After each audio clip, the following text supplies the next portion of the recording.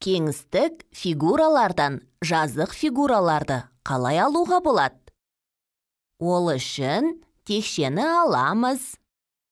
Оны картонның үстіне бір жағымен қоямыз. Және айналдырып сызамыз. Бұл шаршы. Барлық қабырғалары тең 4 бұрыш шаршы деп аталады. Ал енді цилиндр табанын айналдырып сызамыз. Шеңбер пайда болды.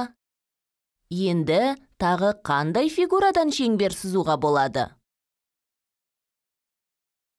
Конус табанынан. Пирамиданың бір қырын айналдырып сызамыз.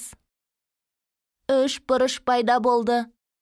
Пирамида қандай фигуралардан тұрады? Текшеден. Жазық геометриялық фигуралар жазықтықта жатады. Дәптерде, тақтада.